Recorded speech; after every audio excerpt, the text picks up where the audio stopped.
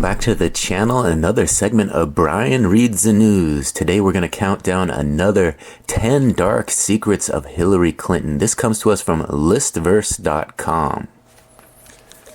Hillary Clinton is the least popular Democrat ever nominated for president. Say her name and people will respond with words like scandal, untrustworthy, and liar. But are these accusations really fair? Yes, go digging through the Clinton closet and you'll uncover more skeletons than in your average medieval plague pit. Secret number 10. Cozy ties to hideous regimes. Saudi Arabia, Qatar, Bahrain, and Algeria are desperate countries with different histories. They do have one thing in common, a callous disregard for human rights, something Clinton seemingly ignored when accepting megabucks off their despotic leaders. Over the years, the Clinton Foundation accepted tens of millions of dollars from countries with appalling attitudes toward women, gays, and religious minorities. Often those countries had policy directly at odds with the foundation's stated goals of promoting gender equality and LGBT rights. Clinton's charity was receiving this money at the same time that Clinton was daily making life or death decisions involving these countries as Secretary of State. While this isn't technically illegal, it was arguably a conflict of interest, especially when you consider Clinton's policy. Secret number 9. Cash for access. Crown Prince Salman is heir apparent to the throne of Bahrain and supreme commander of the country's army.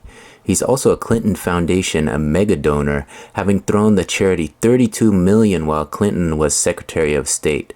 This just happened to coincide with the State Department approving $630 million of commercial arms sales to Bahrain Army, a 187% increase from the pre-Clinton State Department.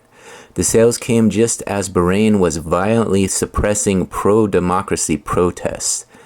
They also came just after a Clinton Foundation employee had brokered a meeting between Salman and Hillary. While Clinton denies any wrongdoing, the stench of corruption is enough to make even a Prohibition-era gangster retch. This isn't the only time such deals have taken place. An IBT Times investigation earlier this year suggested strong links between Saudi donations and the Clinton Foundation and a multi-million State Department arms deal with the kingdom signed off by Hillary herself. Secret number 8. Setting the FBI on innocent people. At the start of 1993, Billy Dale was a respected White House veteran. He'd worked arranging presidential trips for the last 30 years and headed a 7-man department for 10. By May 19th, he was jobless and under investigation by the FBI. His crime? Occupying a position Hillary Clinton wanted for her friends. The moment the Clintons entered the White House, Hillary started spreading rumors that Dale's department was embezzling. She forced the FBI to investigate and sacked Dale's entire team, then handed the 7 newly vacated posts to staffers who had worked on Bill's presidential campaign. When the story broke, she claimed under oath that the FBI investigation hadn't been her idea. A memo later surfaced showing it had. As for Dale, he was cleared by the FBI but still wound up losing a job he loved and taking early retirement. Secret number 7. Diverting funds to friends. In September of 2010, the Clinton Foundation set up a $2 million commitment to Energy Pioneer Solutions, EPS, a group that insulates homes to increase energy efficiency. Sounds kind of harmless until you realize EPS is owned by personal friends of the Clintons. According to the Wall Street Journal, this may have been done with the express intent of enriching the Clintons' associates. Hillary Clinton vigorously denies any wrongdoing, saying the foundation chose EPS on merit. But it's not hard to see this as inappropriate. EPS is a for-profit company, so stakeholders benefit financially from such deals. Stakeholders for EPS include Bill Clinton's personal friend Julie Tabar McMahon, plus the Democratic National Committee treasurer and Democratic operative Mark Weiner, all potentially profited from the Clinton Foundation deal. Secret number 6. Mind-blowing incompetence. A basic requirement for Secretary of State is the ability to handle classified information. During her tenure at the State Department, Hillary not only mishandled sensitive documents, she possibly let them fall into the hands of foreign hackers. While Secretary of State, Hillary used a private server to store emails containing classified information. She used multiple unsecured devices to access them and sent many to other people's private email addresses, including one later found to have been compromised by hackers possibly linked to Russia. Her staffers even lost a laptop full of confidential archived emails in the post. Hillary later said she was unaware of the procedures surrounding classified information. As excuses go, that's like saying you shouldn't be arrested for insider trading because you were unaware it was illegal. Secret number 5. Hypocrisy on boycotts. Clinton recently tweeted her support for a boycott of North Carolina over its transgender bathroom laws. Not 6 months earlier, Hillary made a speech savaging anyone taking part in the boycotts against Israel for its treatment of Palestinians. We don't want to make a value judgment on either cause. Whether you support them is up to you, but it's hypocritical to attack a boycott as a method of protest for one of the two while allowing it for the other. The sudden delight in boycotts was perhaps Clinton cynically jumping on the progressive bandwagon to win back some wavering Sanders voters. Secret number 4.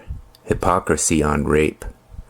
On December 3, 2015, Hillary Clinton tweeted, "Every survivor of sexual assault deserves to be heard, believed, and supported."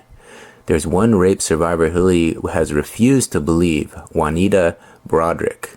The man Broaddrick accuses of raping her is Bill Clinton.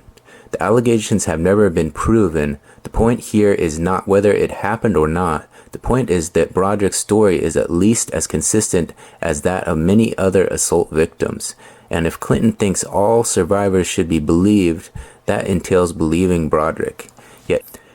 Yet Hillary goes further than just not believing her. She denigrates her case, making it sound like the fantasies of a deluded woman. She does the exact thing she deplores others doing to assault survivors. Secret number 3. Defending a child rapist. In 1975, Hillary Rodham defended a 41-year-old factory worker accused of raping a 12-year-old girl. As a court-appointed lawyer, Hillary had a duty to take the case. She did have a choice in how she presented her client's defense, and she chose to do that by putting the 12-year-old rape victim through hell. Those are the exact words of the child whose life Hillary dragged through the mud. Still anonymous, 41 years later, the victim claims Hillary went to insane lengths to discredit her. She said the child was a fantasist, that she craved sex with older men, that she came from a broken home, and constantly claimed when men were abusing her. These are all claims the victim says are verifiably untrue. Secret number 2. Health cover-ups. Despite claiming to be fit and healthy, Clinton has suffered more health scandals in the past few months than you can shake a proverbial stick at. The most obvious is Clinton's recent bout of pneumonia, which caused her to collapse during a 9/11 memorial ceremony. There are others too. In January, Hillary suffered a severe sinus infection that required the insertion of a laryngotomy tube.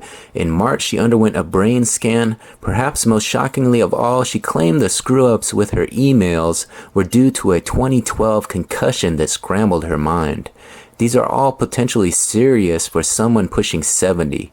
What's even more serious is that she lied about them. Finally, secret number 1. Slush funds. There are strict limits on how much campaigns can raise per person.